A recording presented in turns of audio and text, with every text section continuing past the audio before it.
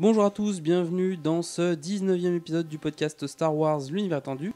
Je suis Carry Cover. Et je suis Durs. Alors, au programme de ce nouvel épisode, donc on va continuer sur notre lancée du Nouvel Ordre Jedi, en recommençant à partir du 9e bouquin.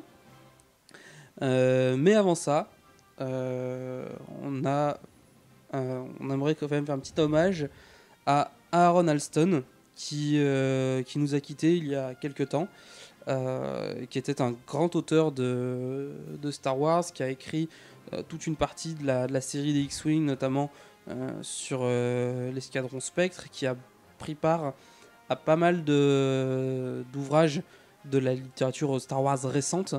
Notamment on pensera à la dernière partie, là, ce qu'on est en train de voir au niveau de tout ce qui est Nouvel Ordre Jedi, l'héritage, et ainsi de suite. Il y a pris part et je pense qu'il va nous manquer parce que c'était vraiment un très très bon auteur de science-fiction.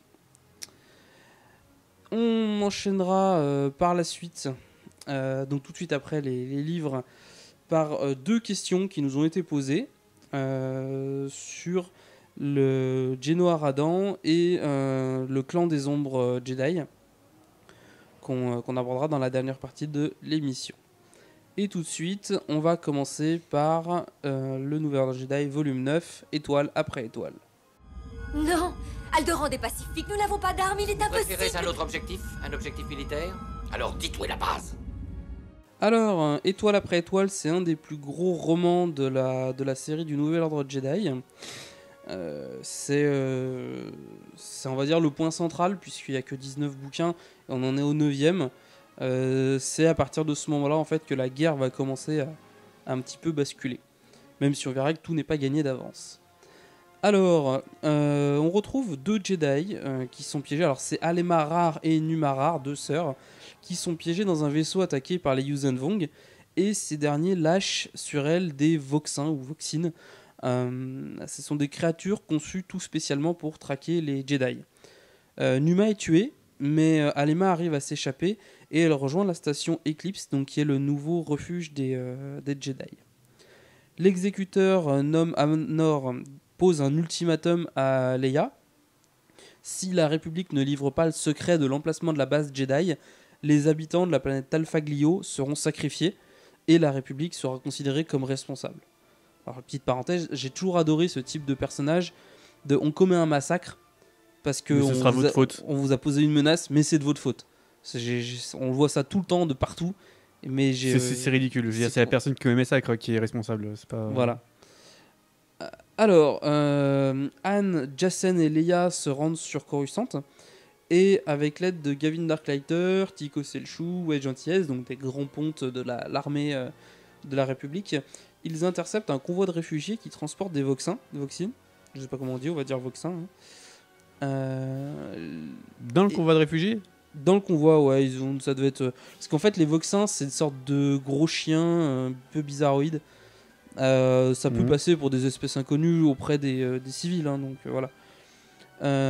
Et donc, les Voxins sont tués et les cadavres sont envoyés à la base Eclipse pour autopsie. Et là, les Jedi découvrent que les Voxins sont en réalité tous des clones. Donc, ils se disent que s'ils tuent le Voxin, le premier Voxin, ça pourrait empêcher toute duplication. Si on part du principe que les clones sont imparfaits et qu'on peut pas répliquer à l'infini un clone parce que au bout d'un moment ça fait de la dégénérescence cellulaire. C'est pas moi le biologiste. Je suis, je trouve ça un peu ridicule, mais après.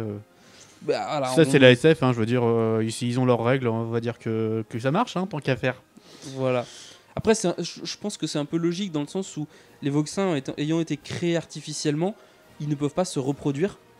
Et donc, ça me semblerait logique qu'ils aient réussi à créer une créature parfaite et ils tentent de la dupliquer parce que ça serait peut-être trop chiant de créer un système de reproduction. Si on prend en compte que c'est un univers de SF et que du coup ils en sont à une technique de clonage assez bonne. C'est les Yuuzhan Vong, hein, ils font tout. C'est clairement une copie conforme. Je veux dire, c'est comme faire une photocopie, quoi. Ouais. Je sais pas, il y a peut-être une raison particulière. De base, logiquement, tu pourrais récupérer la photocopie pour faire une autre photocopie, c'est pas gênant. Mais bon. Enfin voilà.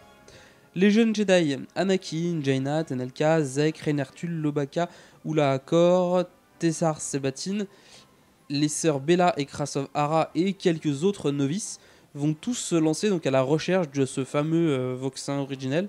Donc on va l'appeler la reine Voxin. Pourquoi c'est une femelle? Pourquoi pas? Parce que c'est la mère de tous. Enfin Parce que bref. c'est toujours une reine dans ces saloperies. Ouais, voilà. Jacen et Leia se rendent au Sénat sur Coruscant pour proposer d'attaquer par surprise le blocus Yuuzhan Vong sur Talfaglio pour empêcher le massacre.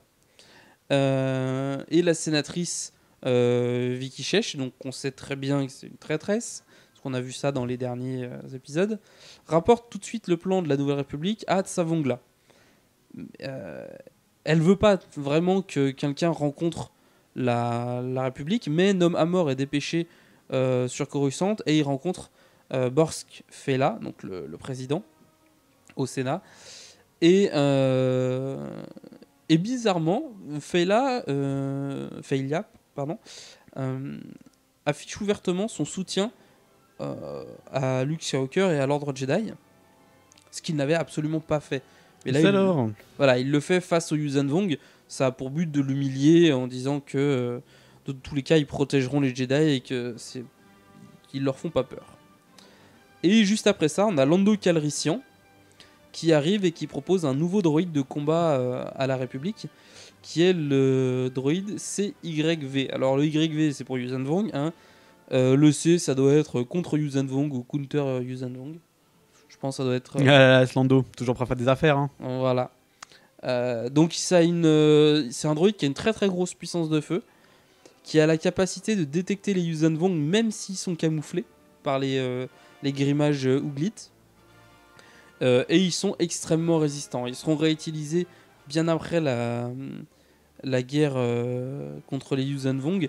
Et d'ailleurs, ils seront plusieurs fois opposés aux Jedi. Et les Jedi vont un peu galérer contre ces droïdes-là, qui sont vraiment très costauds. De nouveau, on retrouve Nom Amor devant le Sénat. Qui blablate, hein, on s'en fout un peu de ce qu'il dit, mais il blablate. Et Felia commence à soupçonner Vicky Shesh de travailler avec les Yuuzhan Vong parce qu'elle s'oppose continuellement aux solutions qui consisteraient à attaquer les Yuuzhan Vong. Donc elle est vraiment un peu trop partisante de la paix, donc ça, c'est un peu suspect. Et il y a un attentat contre Felia qui échoue, mais l'attentat a lieu sur Coruscant. Donc il ordonne que Nom Amor soit arrêté, parce que c'est probablement de sa faute. Sans grande surprise, ça c'est raciste. Voilà, il parvient à s'échapper, hein, parce que sa grande faculté à Nom Amor, c'est de se tirer de tous les mauvais pas. Et on découvre que c'était en réalité Vergéré qui a organisé l'attentat pour on ne sait pas trop quoi, en fait. Juste qu'on sait qu'elle a organisé l'attentat, mais voilà. Bah c'est Vergéré quoi. Voilà, c'est un personnage assez énigmatique qu'on le recroisera pas après le Nouvel Ordre Jedi, mais on en reparlera. Et plus on en reparlera, plus on va découvrir des choses assez intéressantes. Alors, Savongla, il en a un peu marre des échecs de Nom Amor, hein, parce qu'à chaque fois il se plante. Et du fait aussi que Nom Amor et Vergéré arrêtent pas de s'embrouiller, s'engueuler. Donc il les envoie sur la planète Myrkr pour superviser le clonage des Voxins et capturer les jumeaux Solo. Je vois pas trop bien en fait pourquoi il a décidé que la capture se ferait sur cette planète-là, puisqu'à ce moment-là il est pas censé être au courant que les Jedi vont mener une mission pour capturer pour détruire la reine Voxin. Peut-être que si. Ouais, bref, pourquoi pas. Mais bon. Alors il veut les jumeaux pour un sacrifice, parce que il y a une très grande culture des jumeaux chez les Yuuzhan Vong, et sacrifier des jumeaux Jedi serait vraiment un sacrifice de choix pour leur dieu. Alors on a vu tout à l'heure qu'il y avait pas mal de Jedi éparpillés dans toute la galaxie, qui ont réuni pas mal d'indices sur la localisation de la reine Voxin. Et dirigé par Anakin Solo, il y a 17 Jedi, dont Jaina, Jacen, Tahiri, Veyla, Lobaka et Ganer Rizod, et accessoirement Tenelka, qui partent sur Myrkr pour assassiner la reine Voxin. Donc le plan de base consiste à infiltrer le territoire Yuuzhan Vong en se faisant passer pour des prisonniers capturés par Lando. Et le plan marche, hein, ils sont introduits dans le territoire, escortés par les Yuuzhan Vong. Et 2 droïdes anti-Yuuzhan Vong libèrent les Jedi dès qu'une occasion se fait sentir, en fait, et les aident à prendre le contrôle d'un vaisseau. Alors c'est important parce qu'on parle vraiment d'un territoire Yuuzhan Vong plus que d'une planète. Hein. Parce que même si ça se passe sur la planète Myrk, l'action a surtout lieu dans un vaisseau monde en orbite autour de la planète. Petit à petit, les Jedi sont blessés, ils commencent à fatiguer. Jacen et Anakin sont en désaccord sur à peu près tout. Et Jaina et Zek, eux, se rapprochent l'un d'autre, ils ont plus ou moins le même âge. Et ils poursuivront pas leur relation, mais leur amitié, on va dire, beaucoup plus tard dans l'univers étendu. Malgré tout ça, les Jedi parviennent à franchir les obstacles jusqu'à un vaisseau monde mourant. Et à bord, Jacen détecte 2 Jedi prisonniers. Alors à la base, il voulait faire sauter le vaisseau monde pour tuer tous les Voxins d'un seul coup, parce que c'était une solution beaucoup plus simple, on va dire. Mais la présence de ces 2 Jedi rend la mission un peu... diffère la mission, ça devient... Non, c'est plus une mission de sabotage, mais plus une mission de sauvetage. C'est vrai qu'il aurait été dur de se faire exploser les trucs en sachant qu'il y a 2 Jedi dedans, quoi. Voilà. La première victime de la mission... Je vois pas comment est-ce qu'ils peuvent arriver à faire sauter un vaisseau monde. Bah, des torpilles. Non, mais c'est un peu plus compliqué, mais c'est plus simple de faire exploser un vaisseau que de chercher un truc qu'il y a dedans, quoi. Ouais, mais je veux dire, la construction faite même des vaisseaux monde fait qu'ils n'ont pas vraiment de contenu explosif à bord. Ben, le gaz, l'oxygène. Tu crées une brèche, ton vaisseau, il va se... le feu, il suffit de créer une flamme et le feu va consommer l'oxygène. Et t'es dans l'espace, donc c'est pas... Oui, c'est pas vraiment une explosion, enfin bref. C'est des Jedi. Donc la première victime de la mission, c'est la Jedi Ula'a, qui pilote le vaisseau. Et le vaisseau s'est fait exploser juste après avoir déposé les squads donc, sur le vaisseau monde. Et Ula'a, qui était aux commandes, est morte. Il retrouve les prisonniers Jedi, mais il découvre qu'en réalité c'est des Jedi noirs, disciples de l'Académie des Ombres. Alors l'Académie des Ombres, c'est une académie qui est sur Dathomir, il me semble, qui regroupe des adeptes de la Force et qui sont formés au côté obscur. C'est vraiment des Jedi noirs, hein. C'est pas des Sith, ils n'ont pas un héritage Sith. C'est purement utiliser les pouvoirs Jedi à des fins personnelles et maléfiques. Jacen est bien pas du tout Sith, quoi. Les Sith c'est différent. Les Sith c'est plus ils ont des rites spécifiques, ils ont des coutumes spécifiques. Là non, c'est juste des Jedi noirs, des méchants Jedi. Jacen est furieux parce que il s'est fait berner entre guillemets, et les Jedi doivent partir à la recherche de la reine Voxin à pied, puisque du coup ils ont plus de vaisseau et ils doivent fouiller le vaisseau monde. De son côté, Kyp Durron, lui, souhaite partir à la recherche de l'escouade parce que bien sûr, la mission devait se terminer vite, mais du coup, ils ont été obligés d'atterrir sur le vaisseau monde, donc ils donnent plus signe de vie. Et il prête serment à Luke et promet d'arrêter ses escapades et raids solitaires et de suivre un peu plus à la lettre le credo de l'ordre Jedi et de plus faire le Jedi que l'aventurier solitaire. C'est vrai que Kyp a toujours été le gros dissident par rapport à Luke. C'était la deuxième tête forte en fait. C'était déjà il a pas C'est le côté guerrier quoi. Parce que ça a toujours été un fonceur en fait. Et alors Luke décide la première intervention armée des Jedi dans la guerre contre les Yuuzhan Vong, avec l'aide de Wedge Antilles, du général Botan Crayfay, de Gavin Darklighter. Luke réunit une immense armée qui regroupe donc la flotte de la Nouvelle République, les escadrons de X-Wing de Kyp Durron et de Sabas Sebatin, donc ce sont 2 chevaliers Jedi qui ont chacun leur propre escadron, et cette armée géante va anéantir la flotte qui s'approche de Talfaglio.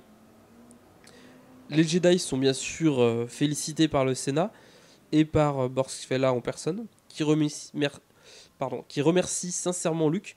Donc il n'y a que Vicky Sèche qui critique ouvertement les Jedi. Ce qui est encore plus une preuve qu'elle est... Que c'est une salope. Voilà, que c'est une traîtresse. Alors, en apprenant la défaite de sa flotte sur Talfaglio, Savongla demande au commandant Malla, donc c'est quelqu'un de sa famille, de son domaine, d'attaquer... Comme tous les là, en fait. Voilà. D'attaquer Borleias. Non, voilà, je crois pas que ce soit Non. Oh, le jeu de mots de merde. Donc, pour s'attirer les faveurs des dieux, le maître de guerre va sacrifier son bras. Il va demander au prêtre Harar de lui enlever le bras et de l'offrir en sacrifice aux dieux. Parce qu'il a quand même pas mal de grands projets, et notamment son plus gros projet, c'est d'attaquer Coruscant. Mais il veut être absolument sûr et certain de vaincre. Donc il veut sacrifier les jumeaux Solo pour s'attirer la faveur des dieux. Sur le vaisseau monde, donc en orbite autour de la planète Myrkr, les Jedi affrontent des dizaines de Voxins et ils croisent des milliers de prisonniers, dont certains sont en réalité des Yuuzhan Vong déguisés, grâce à des grimages ou glits. Un Padawan est tué, Anakin gravement blessé, la troupe, les Jedi s'engouffrent dans différents tunnels du vaisseau monde afin de contourner les guerriers, puisque Nom Anor et Vergéré sont au courant de leur présence du coup. Il y a pas mal de combats et les Jedi commencent un peu à tomber comme des mouches. Sur la station Eclipse, donc on voit arriver le destroyer de l'aventurier errant, le destroyer de Booster Terrique. Il arrive en catastrophe pourchassé par des Koro Skippers et il informe que la planète Ritchie a été prise en secret par les envahisseurs. Alors c'est un problème parce que Ritchie est une planète qui est très très proche des spatioports de Bilbringi qui fabriquent les croiseurs de la Nouvelle République. Clairement la Nouvelle République ne peut pas se passer des chantiers navaux de Bilbringi sous peine de voir son armée fortement réduite. Ou du moins ne pouvant se reconstituer. Voilà, c'est ça. Du coup, Yann et Leia partent avec le Faucon Millenium pour trouver d'où viennent les Koro Skippers qui ont pourchassé le Destroyer. Et ils tombent par hasard sur une flotte gigantesque composée de plus d'un millier de vaisseaux. Yann parvient à lancer un appel de détresse à la Nouvelle République et tous les généraux se pointent. La bataille qui s'ensuit est catastrophique. Il y a des pertes énormes des deux côtés, mais par chance, elle est remportée par la Nouvelle République. Et en prime, ils ont réussi à capturer un Yamosk, qui est donc le sorte d'ordinateur de guerre vivant des Yuuzhan Vong, et Daniki commence à étudier le Yamosk pour voir comment il fonctionne. Sur Coruscant, Vicky Sèche, qui a été destituée, tente de capturer Ben Skywalker, qui a été confié à Yann et Leia, avec l'aide de plusieurs espions Yuuzhan Vong. Heureusement, donc Yann et Leia s'y attendaient, et les gardes Negri de Leia éliminent les assassins Vong. Ils sont bien, ce Negri. Voilà, ils sont super. Mais Vicky parvient à s'enfuir.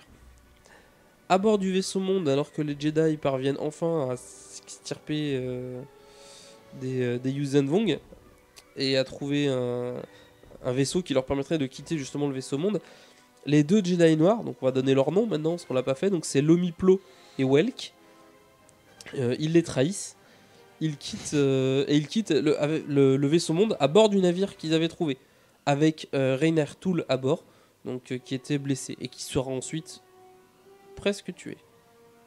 On va faire croire qu'il est mort, on en parlera plus tard. Pas dans le Nouvel Jedi, mais on en parlera plus tard. Les Jedi restants sont donc tout seuls, parce qu'ils ont été abandonnés contre une horde de guerriers. Et arrive le passage dramatique. Parce que malgré tous les Jedi morts, c'était pas encore des passages dramatiques. Anakin Solo va se sacrifier afin que tout le monde puisse s'échapper. Et sa mort sera ressentie à travers la Force par Luke, Mara, Leia et Han Solo. Alors que Han Solo n'est absolument pas un Jedi, il va quand même ressentir la mort de son fils. Là, sa mort, il est badass le bonhomme parce que Anakin va fusionner avec la Force, littéralement, pour détruire les Yuuzhan Vong qui pourchassent en fait les Jedi survivants. Donc costaud le bonhomme. C'est quelque chose. Alors, les Yuuzhan Vong attaquent Coruscant. Bah, on s'y attendait, hein, parce que c'était comme le plan de Tsavong là. Les Jedi combattent côte à côte avec les forces de la Nouvelle République. Il y a beaucoup de pilotes Jedi qui sont tués.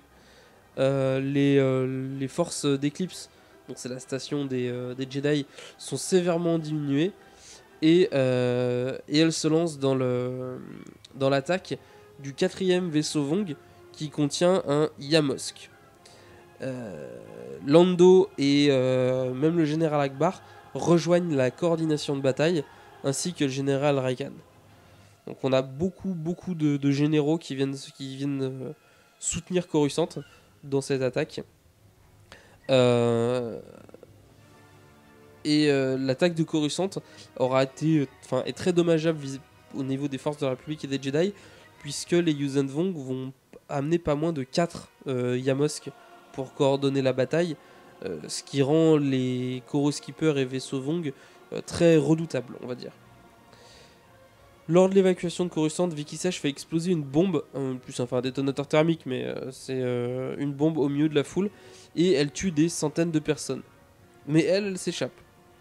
Elle a hérité, elle est un peu comme Nom Amor, elle s'échappe un peu de tout. Elle est blessée par Leia, et 6PO s'enfuit avec Ben Skywalker dans un vaisseau de réfugiés. À la base, il devait prendre le même vaisseau que Yann et Leia, mais du coup, ça a foiré et il s'est planté de vaisseau. C'est 3PO. Voilà.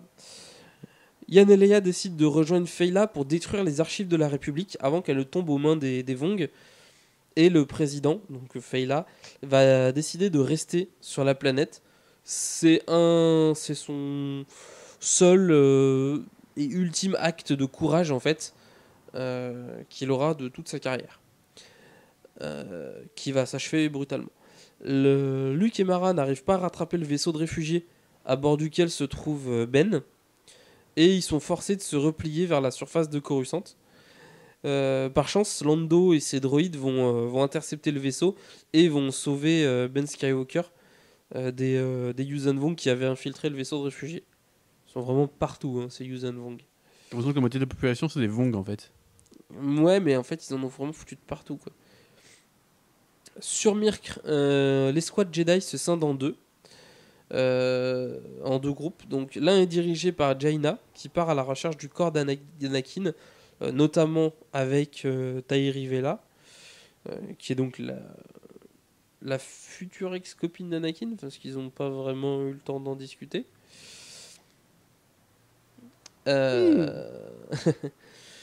Et l'autre est dirigé par Jacen, qui poursuit directement la reine Voxin. Plusieurs bataillons Vong vont traquer le groupe de Jacen avec Nom Amor et Vergéré. Vergéré va aider secrètement Jacen à traquer et tuer la reine Voxin. Enfin, elle va pas participer au combat directement, mais elle va également capturer Jacen. Donc en fait, elle l'aide, mais elle le trahit. C'est bizarre. Elle suit son propre chemin vers gérer, visiblement. Oui, elle a pas, voilà, elle a son propre camp à elle. Les autres Jedi, ceux qui étaient avec Jacen et le groupe de Jaina, sont forcés de fuir en abandonnant Jacen. Sur Coruscant, Yann et Leia récupèrent Mara et Luke et ils rejoignent le destroyer, donc l'aventurier errant, qui est venu couvrir leur retraite. Et les Yuuzhan Vong donc débarquent en masse sur la planète et ils investissent le bureau de Felia. et dont ce dernier va faire exploser, je pense probablement un détonateur thermique. Il va se faire exploser, lui et le commandant de l'invasion Yuuzhan Vong, ainsi que plusieurs gros vaisseaux ennemis. Par contre, je sais pas comment il l'a fait, mais voilà. Malgré tout, Le type était doué. ouais, pas longtemps, mais il l'a été. Tsavongla est satisfait parce que du coup, il a conquis la capitale de la galaxie. Par contre, sa plaie au niveau de son bras, suite à son amputation, se putrefie, ce qui est vraiment pas un bon signe. Mais bon, on va dire qu'il n'est pas plus inquiet que ça. C'est surtout un mauvais signe Ben, disons que ça veut dire clair que de la part de leur dieu. Quoi. voilà, il pourrait devenir un humilié et perdre son pouvoir qu'il a actuellement. Vous avez fait la guerre noire? Eh oui, autrefois j'étais un chevalier de Jedi, comme ton père. Et on en arrive du coup au tome 10, Ouais. Sombre Voyage, qui est du coup la suite directe.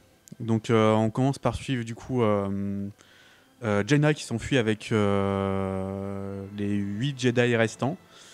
Sur 17, ça fait peu. En laissant du coup Jacen sur place, ce qui va beaucoup l'affliger. Elle va vraiment s'en vouloir beaucoup, ce qui peut se comprendre. Il s'enfuit du coup à bord d'un Chorus Skipper, et du coup ils rejoignent Coruscant au plus vite. Mais ils ne le savaient pas, la planète s'est fait attaquer entre temps par Tsavongla justement. Où du coup la planète est en train d'être évacuée clairement par les Jedi qui restent, quelques survivants de l'escadron de Kyp Duron et le Faucon Millennium, voilà, qui tentent de protéger du coup la plupart des vaisseaux qui tentent d'évacuer plus ou moins la planète.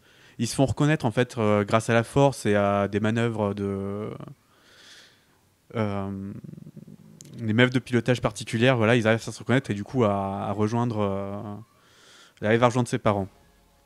Tenelka du coup va proposer du coup aux Jedi de partir pour le système Apes suite à leur défaite sur Coruscant. Là-bas, elle va prendre du coup une capsule de survie pour aller prévenir ses parents. Capsule qui sera abordée du coup par des pirates anti-Jedi qui travaillent pour sa grand-mère du coup Tahachum, qui souhaite en fait faire divorcer Isolder et Teneniel.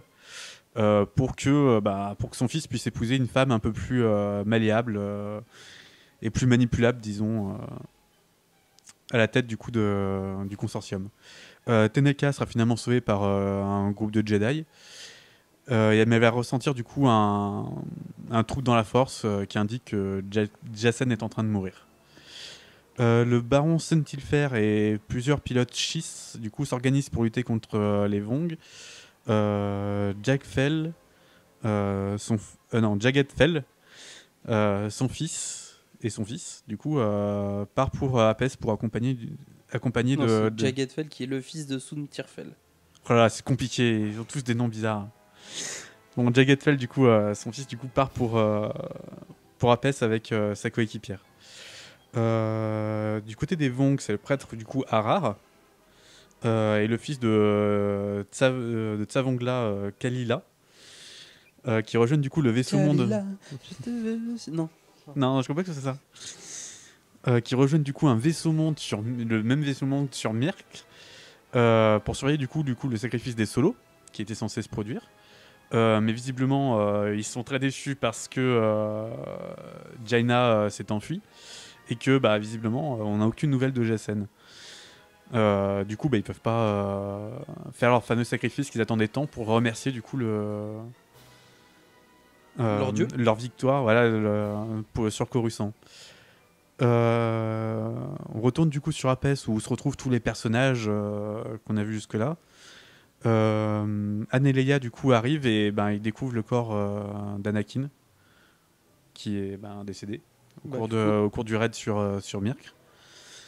Mais ils n'ont pas vraiment le temps de s'apitoyer parce que les Vong vont bientôt arriver et il va falloir organiser les défenses. Jagged Fell du coup et Jaina rejoignent Kyp Duron pour qu'il devienne du coup le nouveau maître de Jaina afin qu'il l'aide un peu à contrôler sa sa colère. Tenelka va constater du coup que sa grand-mère Tachum tient du coup à éverser sa mère pour mêler son fils à Leia, ou si celle-ci refuse, à Jaina. Ce qui me semble un peu absurde étant donné la situation actuelle. Oui, mais il faut dire que Tachum, elle a jamais été super cohérente en fait. C'est une Visiblement, hein. vieille cinglée en fait. Ce qui demande comment elle a pu être reine, mais bon.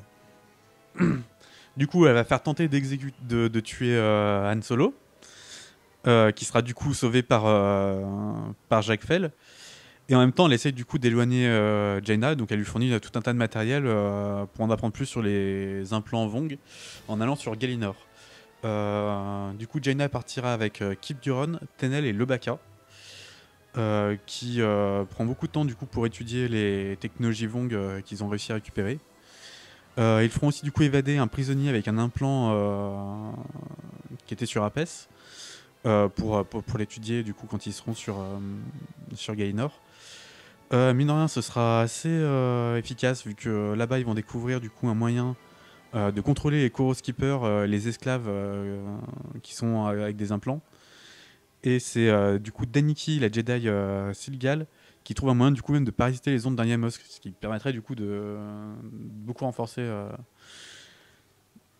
de beaucoup aider les Jedi du coup à lutter contre ce genre de particularité Vong. Désordonner voilà. les armées ennemies en conflit spatial, c'est plus qu'intéressant, je trouve.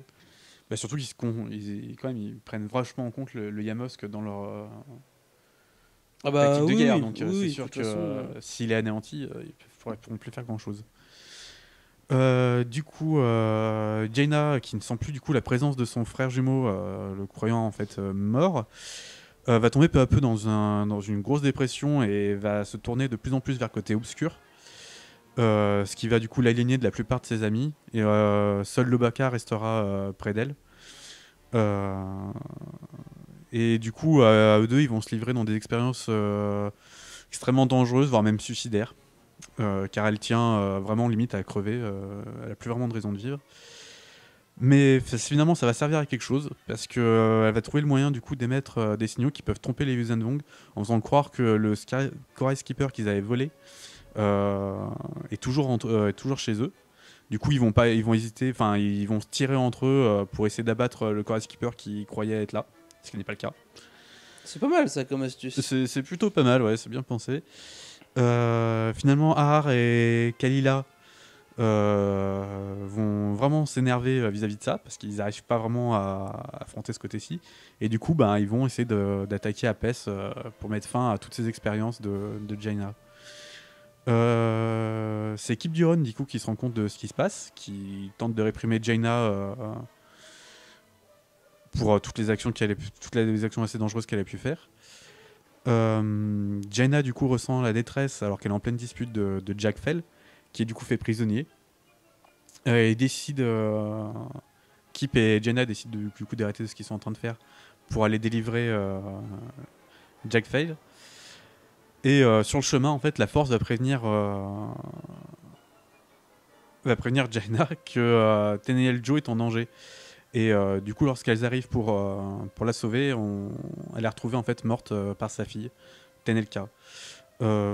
Tachum, du coup, est arrêtée pour meurtre. Pour meurtre, ouais. Tout simplement, et elle l'assume pleinement. Ce qui montre encore plus à quel point elle était pas nette, cette fille. Non, le pire, c'est que c'est même pas elle, particulièrement, c'est les Appiens, ce sont comme ça. Il faut toujours regarder derrière toi et jamais faire confiance parce qu'à la base, c'est quand même tous des contrebandiers, des voleurs, quoi. Ouais. Donc, c'est vraiment pas des gens de confiance. Et du coup, Tenelka devient donc la nouvelle reine-mère du consortium de Apes. En ce qui concerne Jack Fell, avec Kip Duron et Jaina vont mener du coup toutes les forces appiennes dans la bataille qui les oppose du coup aux Yuuzhan Vong qui viennent d'arriver dans le système. Jaina perdra carrément le contrôle d'elle-même et frôlera le côté obscur si proche qu'elle s'en brûlera un petit peu. Et c'est finalement Kip Duron qui arrivera du coup à la raisonner, à la ramener du côté clair. Une fois la bataille gagnée, bien que difficilement, Jaina va rester beaucoup marquée du coup par toute cette épreuve et essaiera du coup de se faire pardonner par toutes les personnes qu'elle a pu décevoir, que ce soit Kip ou tous ses amis, même ses parents. Eh bien, qui s'amène, je préfère une vraie bagarre à ce jeu de cache-cache à la noix. On en arrive du coup au volume 11 de Nouvel Ordre Jedi, du coup derrière les ennemis, premier tome, le rêve rebelle. Du coup les forces de la Nouvelle République sont en train de fuir Coruscant pour essayer de se regrouper.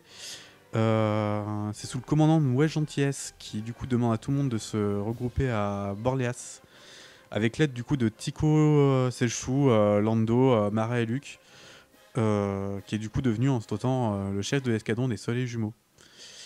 Beaucoup de sénateurs qui ont fui Coruscant du coup se retrouvent sur Borléas, et notamment le sénateur Poe, un ancien ami de Box Felia, qui est du coup très opposant aux Jedi, qui va s'autoproclamer président. Il est comme ça, lui. Ouais, carrément, ouais.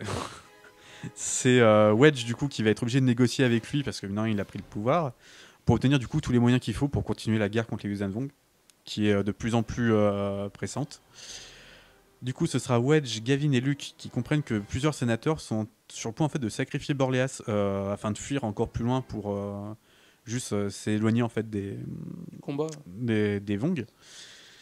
Et du coup, ils décident avec de nombreux autres généraux et autres et anciens héros de la République et de l'Alliance rebelle en fait de créer le cercle intérieur afin du coup de passer outre les ordres des sénateurs et de combattre en fait les Vong sans avoir à passer par tout ce qui est politique.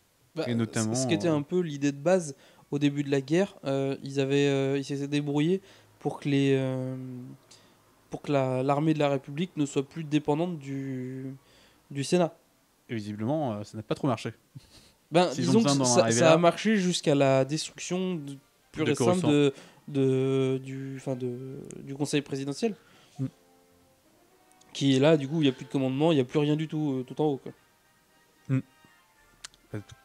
Pas de bol. Non, pas de bol.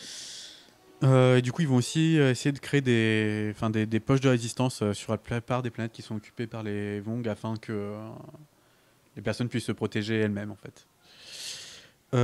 Vicky Sèche, gravement blessée du coup après avoir combattu Leia sur Coruscant, rejoint du coup en fait le vaisseau monde de Tsavongla, qu'elle va du coup manipuler pour essayer de sauver sa propre vie, parce qu'elle est plus vraiment dans ses bonnes grâces. En gros, elle lui explique que si sa blessure se guérit pas, c'est parce que les modeleurs lui ont donné en fait un organe putréfié. Tsavongla du coup lui laisse la vie sauve afin qu'elle enquête sur ses dires. Et il va du coup lui adjoindre le guerrier Denuaku pour la surveiller, lui faisant pas une totale confiance. Trahir la République, elle peut trahir les Vong. Du coup, Wolam Tser et Tam, qui reviennent avec des informations depuis Coruscant, ils indiquent qu'en fait les Coruscants sont clairement en train de détruire toute la planète et de tuer tous les habitants en utilisant tous les procédés qui sont à leur disposition. Ce que les gens savent pas, c'est qu'en fait Tam est un traître qui bosse du coup pour Vicky Sèche et qui du coup fournit suffisamment d'informations pour que les Vong puissent attaquer Borléas. Le Lusanka arrive juste à temps du coup pour sauver de la planète. Il est piloté du coup par Eldo Davip et il permet du coup à la République de prendre la victoire pour le moment. Tsavongla du coup craint en fait une nouvelle arme de la part de la République et va envoyer son père, un ancien maître de guerre, Kulg Gangla, du coup s'occuper de la situation sur Borléas. Étant donné qu'il n'a plus aucune confiance envers les modeleurs, il va faire venir Nemin, qui va effectivement lui confirmer que les modeleurs ont clairement comploté contre lui et lui ont donné un organe tout pourri. Luke du coup est appelé sur Coruscant par la Force, où il y va accompagné de Mara, Tahiri, Vela pour Tahiri Vela pour ses connaissances c'est les mêmes personnes. Oh là, ils ont tous des noms de bizarres. Donc il y va accompagné de Tahiri Vela et de sa femme, du coup pour qui dispose du coup de beaucoup d'informations sur les Vong, Tahiri. Et de l'escadron Spectre, du coup, pour les Donc protéger. la création de notre bien-aimé Aaron Alston. C'est triste. Au moins, ça perdurera. Ah oui. Du coup, Luke quittant son poste au sein des Soleils Jumeaux, c'est Jaina qui va reprendre du coup sa place. S'ils ont choisi du coup ce nom, c'est vraiment pour but de déstabiliser du coup les Yuuzhan Vong. Parce que du coup le mot jumeau... Ouais, parce que les Yuuzhan Vong, ils ont des dieux jumeaux. Et la gémilité, on va dire, étant assez rare chez les Yuuzhan Vong, c'est généralement prophétique, c'est lié à des croyances. D'ailleurs, il me semble que c'est le Seigneur suprême Shimra qui a lui-même tué son jumeau quand ils étaient jeunes. Voire même bébés, alors je sais plus. Ils sont assez agressifs les Vong. Donc... Du coup, elle sera toujours accompagnée de Jack Fell et Kip Duron, du coup, qui rejoindront l'escadron des Soleils Jumeaux. Le refuge de la gueule accueille toujours du coup Yann, Leia et de nombreux autres Padawan qui ont du coup fui Borléas et les combats. Ils y suivront du coup la formation de Kalm Soluzar et de son épouse. John, qui sont aussi là du coup pour protéger Ben Skywalker qui est arrivé du coup dans le refuge de la gueule. Il y a plusieurs escadrons, notamment des escadrons de Jedi, qui vont assurer la sécurité de Borléas.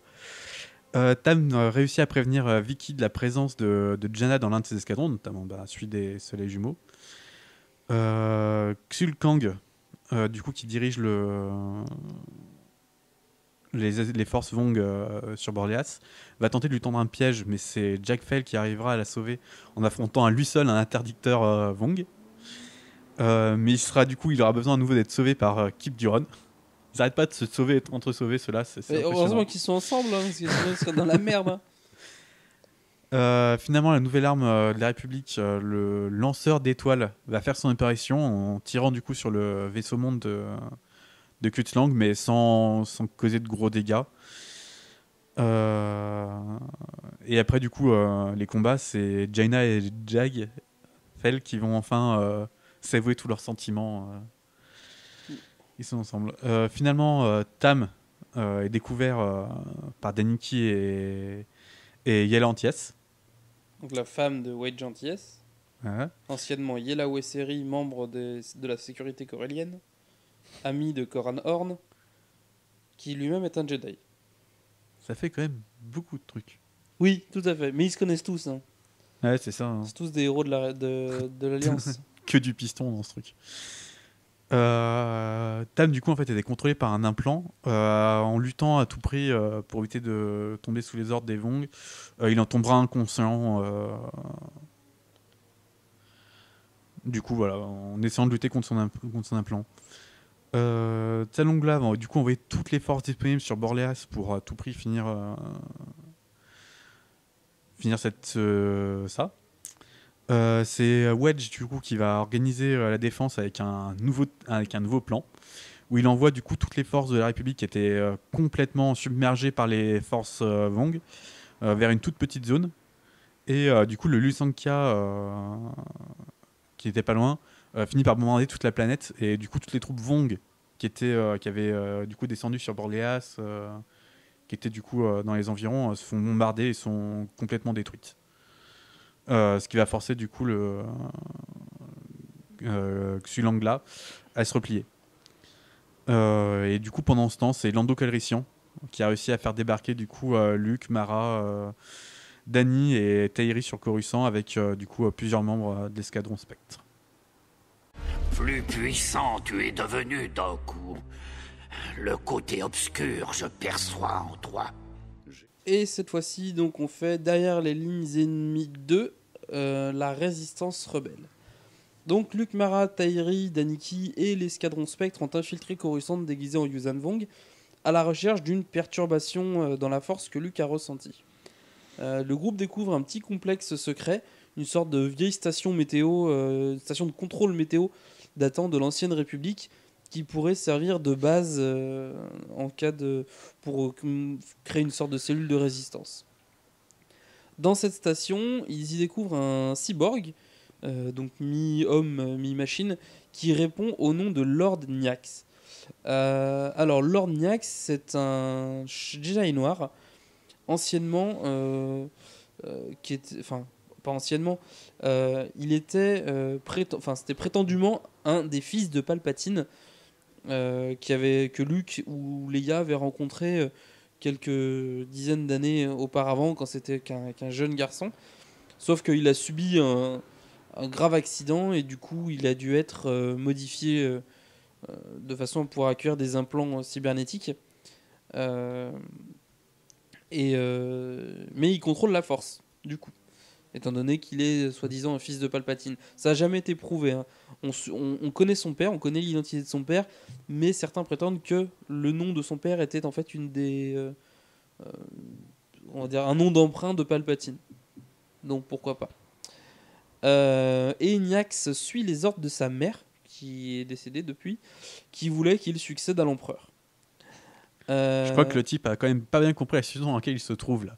Bah, en fait, disons qu'en plus, il lui manque des bouts de mémoire et c'est plus un robot Il est plus une machine qu'un homme. Qu'un homme, voilà, c'est ça. Tiens, ça me rappelle quelqu'un. Moi aussi. Et franchement, je vois pas qui. Daniki et l'escadron Spectre rapportent que la longue formation de Coruscant ne se limite pas à la faune et la flore, mais que le climat est également modifié. Et il est possible que Coruscant ait déjà passé le point de non-retour. Qui clairement, l'empêcherait de redevenir telle qu'elle l'était avant. Clairement, oui, les Vong utilisent tout ce qu'ils ont là. Donc, ils sont allés comme des bourrins. Sur Borleias, les pilotes d'X-Wing font des miracles, notamment Jaina, Kip et Jag, qui arrivent à perturber les basales d'ovins des Chorus Keepers grâce à entre des manœuvres et des sortes d'émetteurs d'impulsion. Ils arrivent vraiment à allumer les Chorus Keepers beaucoup plus facilement qu'avant. L'ex-maître de guerre, donc Xul Kangla, donc père de Savongla, rejoint le prêtre Harar dans sa tentative de reprendre Borleias. Mais les exploits de Jaina font douter en fait de l'efficacité de Xul Kangla. C'est-à-dire que Harar, il a des gros doutes sur l'ancien maître de guerre, disant qu'il était peut-être pas si doué que ça. De son côté, Tsavongla, grâce à Namim, est certain que le maître modeleur qui s'est occupé de son bras l'a trahi. Donc Namim va créer une sorte de remède qui va guérir le bras du maître de guerre sans que le traître s'en aperçoive. Sans oublier que Namim est toujours aux ordres directs du Seigneur suprême Shimra. Donc elle a accès à beaucoup plus de connaissances que n'importe quel autre modeleur. Après avoir travaillé sur le 8e Cortex. Tout à fait. Vikichesh et son gardien, donc Denuaku, sont envoyés sur Coruscant pour enquêter sur des morts anormales de plusieurs Vong qui apparemment auraient été tués à coups de sabre laser. Sauf que les Jedi sont pas censés être là. Sur place, ils découvrent un mystérieux guerrier qui est bardé de sabres laser. Donc il en a dans les coudes, il en a 2 à chaque main. Enfin, c'est un monstre qui étripe joyeusement aussi bien les Yuuzhan Vong que les Voxins. Vicky arrive à s'échapper et découvre une navette de secours qui n'a apparemment pas trouvé de preneur. Et elle décide de patienter un peu avant de l'utiliser, parce qu'elle a peur que ça soit un piège. Ce qui peut s'expliquer, je veux dire, depuis le temps, tous les vaisseaux qui étaient en mesure de partir sont partis. Le fait est que là, il y en a encore un qui fonctionne, ça me fait bizarre, quoi. Voilà. On retrouve les 2 journalistes là,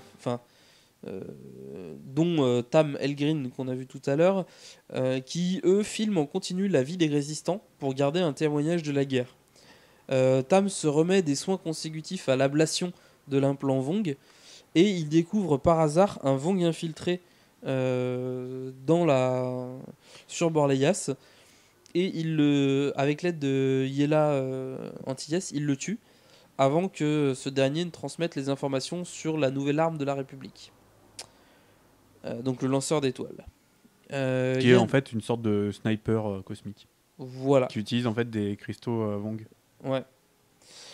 Yann et Leia arrivent dans le système de Vanix pour l'élection du nouveau président, puisqu'apparemment l'autre il a pas fait long feu. Disons que l'autre a un peu pris pouvoir comme ça, il était temps d'organiser des élections quoi. Voilà. Et bien sûr, alors Leia doit faire en sorte qu'aucun sympathisant Vong ne soit élu pour éviter qu'il tente encore une fois de pactiser avec les Vong, alors que tout le monde sait très bien que c'est impossible, sauf les abrutis de sénateurs. Les politiciens. Voilà. Et juste après, elle retourne sur Borleias. Pour punir les traîtres modeleurs, Tsavangla réunit tous les prêtres et les modeleurs dans son vaisseau monde et il lâche pas moins de 4 rancors sur eux, histoire de les massacrer. Et il fait passer ça, bien sûr, pour une attaque de la République pour justifier son acte. C'est vrai que les transporteurs de la République se baladent souvent avec des rancors à leur bord. Encore plus 4 rancors. Donc, voilà. Surtout dans un vaisseau monde Vong. Voilà. Mais bon, à la rigueur. Ça semble tout à fait une attaque de la République, ouais. En même temps, visiblement, les Vong, ils ne pas non plus par leur intelligence. Hein, je veux non. Dire, les hauts gradés un petit peu, mais pas les autres. Quoi. Ouais, voilà quoi. Sur Coruscant, Vicky Shesh est retrouvé par les Vong, donc le chef d'escouade des Nuaku a survécu et il a rassemblé plusieurs soldats afin d'affronter le guerrier armé de sabre laser, qui n'est autre que Lord Nyax, en fait, qui est sorti de la station et qui a commencé à anéantir tout le monde. Parce que oui, je l'ai pas dit, mais à la base, il était en sommeil dans une sorte de cuve de stase et il s'est réveillé. Mais voilà, c'est tout. Et visiblement, le type est pas sympa au réveil, quoi. Non, il s'est levé du pied gauche, du pied mécanique gauche. Donc il massacre tout le monde. À leur plus grande surprise, Luke et Mara viennent les aider. Parce que je pense que Luke et Mara ont clairement ressenti que Nyax n'était pas inoffensif et qu'une fois qu'il aurait fini de s'occuper des Vong, il risquait de devenir un danger. Donc ils viennent aider les Yuuzhan Vong à le tuer, mais ça suffit pas. Nyax extermine tous les Vong avant de s'enfuir et il ne laisse derrière lui que Vicky Shesh et les 2 Jedi.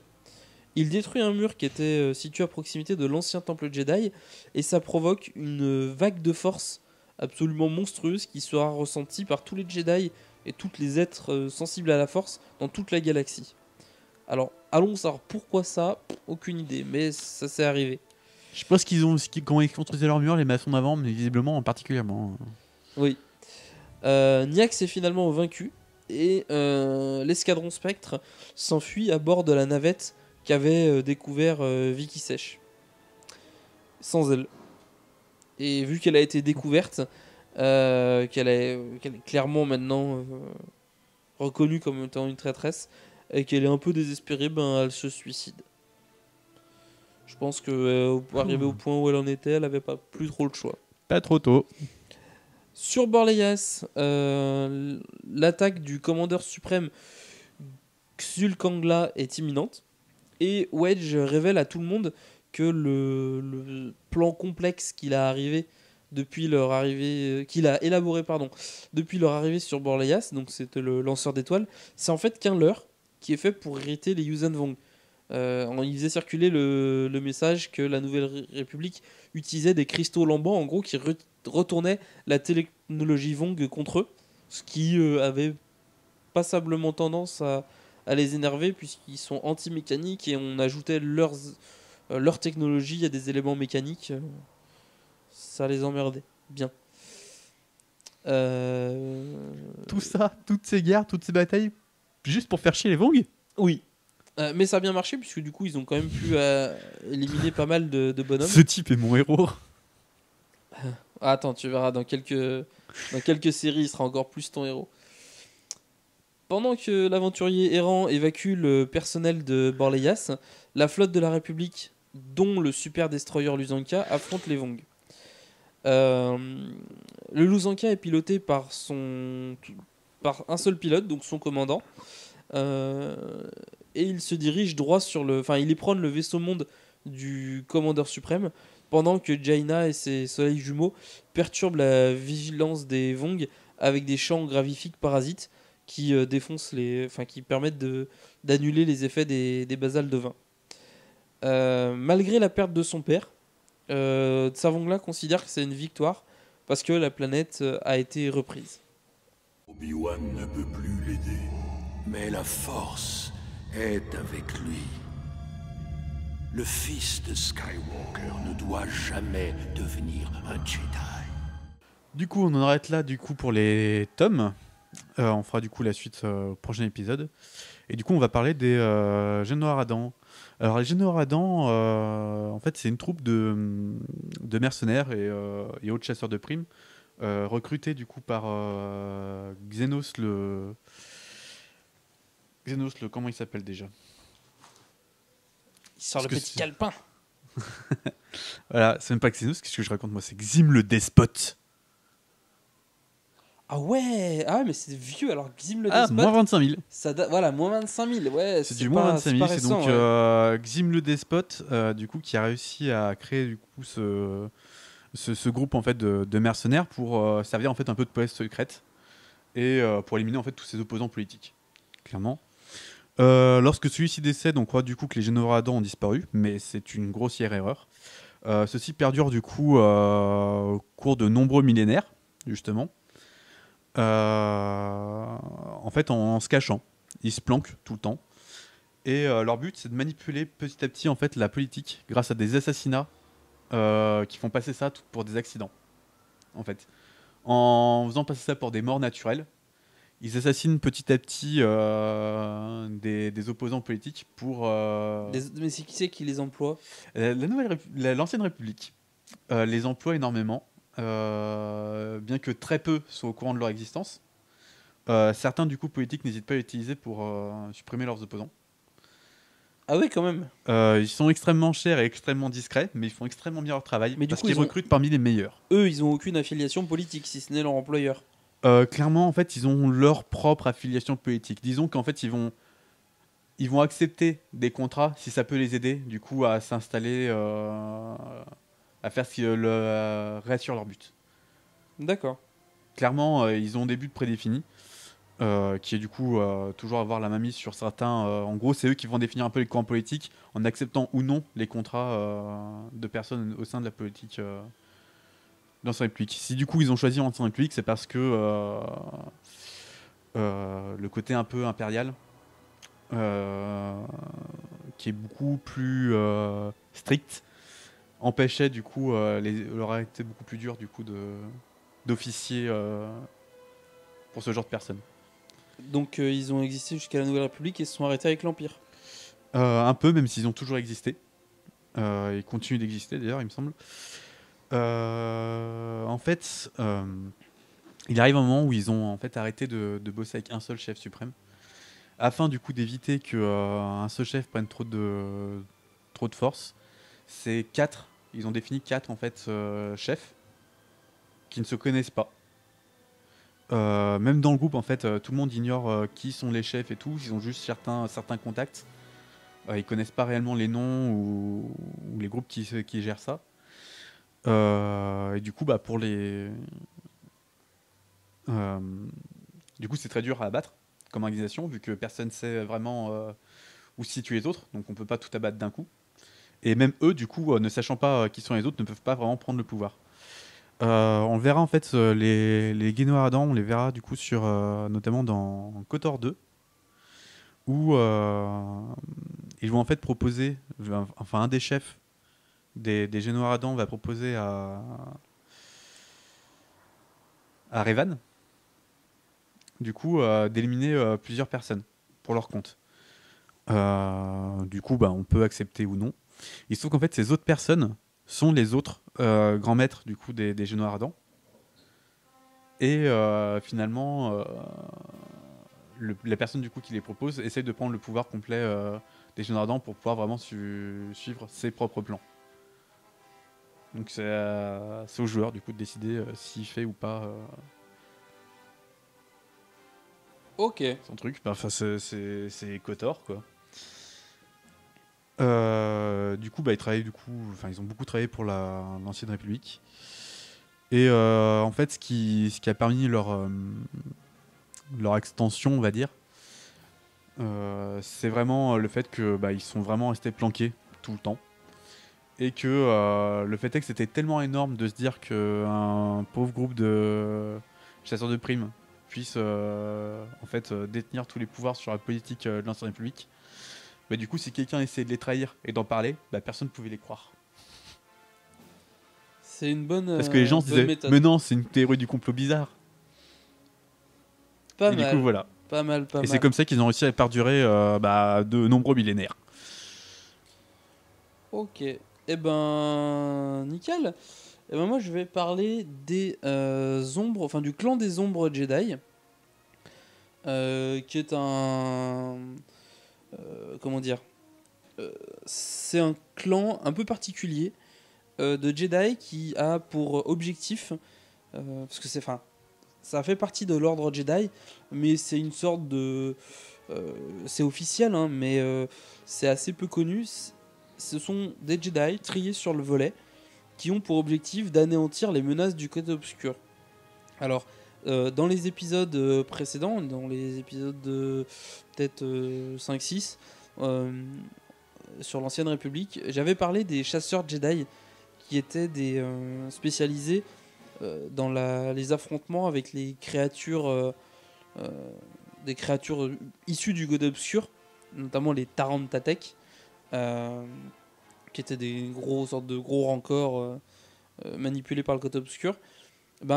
Eux, c'est à peu près pareil, le clan des ombres, mais ils visent plus directement les Sith ou tout autre Jedi qui aurait sombré du côté obscur. Donc en gros, tout ce qui est Jedi noir, Jedi noir, Sith, les... En fait, tout un peu manipulateur de la force qui se tourne vers le côté obscur, quoi. Tout à fait. Voilà. Donc après, on connaît assez peu de choses sur leur. On connaît assez peu de choses sur le clan des ombres en lui-même, puisque ça reste quand même quelque chose de très fermé. On sait que le Covenant, pendant un temps, a eu son propre clan des ombres. Donc le Covenant, c'était une sorte de société secrète au sein des Jedi, donc dans l'Ancienne République, une sorte de groupe de voyants qui avait pour but de prédire l'arrivée du côté obscur et de l'arrêter, de le bloquer avant son arrivée. Et pour ça, ils ont tué des Padawan en s'imaginant qu'ils allaient devenir des Sith, alors que c'était absolument pas vrai. Ils se basaient sur des visions complètement erronées, et ils avaient donc leur propre clan des ombres, qui devait chasser les reliques, réunir les reliques des Sith et les cacher. Notamment l'ex-Jedi Céleste Thorn, qu'on peut voir aux côtés de Zayne Carrick, donc dans les Delcourt de l'Ancienne République, de Chevalier de l'Ancienne République. Pour... Y'a pas un autre Jedi qui s'appelle Thorn ? Tolm. Tolm, qui était le maître Jedi de Kinlan Vos. Ah. Voilà. Après, des Jedi qui s'appellent Thorn, ouais, si, il doit y en avoir. Mais non, c'était Céleste Morne, pardon. Céleste Morne ? J'ai un gros doute. Alors, on va faire... J'ai un doute parce que il me semble que... Oh mon Dieu. Il me semble que Céleste Morne, en réalité, c'est la mère de Kat Skywalker. Donc, je suis en train de chercher...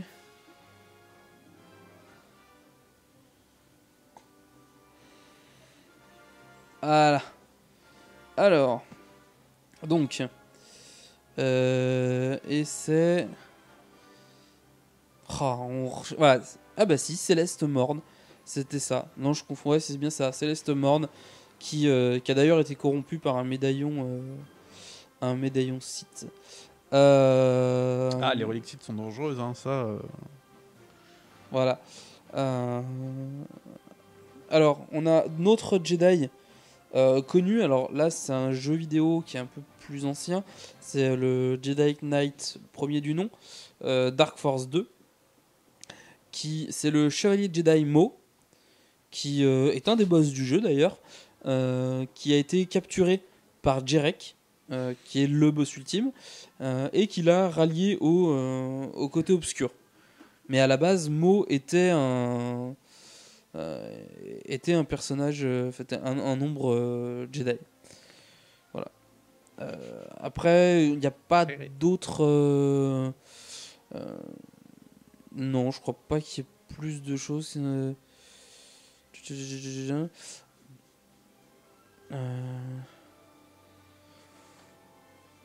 Ouais, après ils sont décrits comme étant des Jedi solitaires pour qui tout était blanc et noir, il n'y avait pas vraiment de gris, et ils voyaient le côté obscur de partout.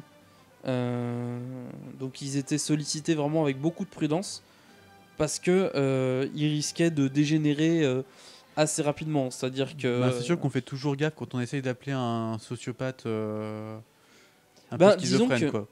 De par l'existence, ils sont quand même très proches du côté obscur, puisque non seulement ils doivent le combattre, mais ils vont faire des actions qui des fois se rapprochent de celles du côté obscur. Tout à fait. Il n'avait aucun scrupule à l'encontre de des Sith ou d'autres individus qu'on pourrait qualifier de maléfiques, mais en même temps, disons que vu qu'ils considéraient un peu que tout était maléfique, ça risquait de dégénérer. Voilà. Bon, après c'est à peu près tout. Je pense plus qu'à la base c'est quelque chose qui a été créé dans le cadre du jeu vidéo KOTOR, il me semble.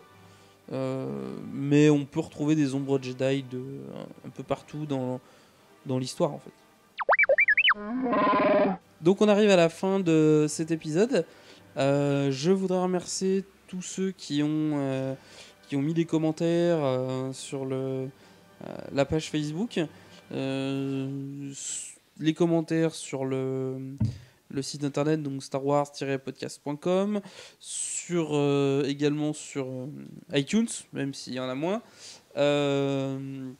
Merci également à Zargat Karnowski qui a dit qu'on faisait de la super cam, hein. Donc c'est cool. Et merci à tous ceux qui tous ceux qui nous écoutent tout simplement et qui continuent d'aimer ce qu'on fait, d'aimer le podcast. N'hésitez pas à poser des questions, ou même tout simplement à dire que vous aimez sur la page Facebook notamment, puisque c'est celle qui est quand même le point central. Si vous avez des remarques aussi concernant les épisodes, si des trucs vous plaisent pas, dites-le, hein, on verra ce qu'on peut faire pour changer. C'est ça. Je sais pas, si vous avez des questions, à la rigueur même, vous vous enregistrez avec le magnétophone Windows et vous me l'envoyez par mail, donc c'est garycover.blog@gmail.com. Donc garycover c'est GARIKOVER. Et du coup, votre douce et jolie voix pourra faire partie de ce podcast. Voilà, ça peut être une bonne idée pour rentrer dans la légende de Durs et Gary. Voilà, c'est énorme. Et de Star Wars. Tout à fait. On vous souhaite un jeu, tout ce que vous voudrez. Voilà, parce qu'on ne sait pas quand c'est que vous écoutez Et une bonne journée, soirée, matinée, appétit. Les gens nous écoutent sous la douche, alors je dis bonne douche. Hein, parce que on peut écouter un podcast en étant sous la douche. Après tout, il faut bien occuper ce temps-là où on fait rien. Hein. Voilà, tout à fait. Vous faites comme vous voulez, quoi. Voilà.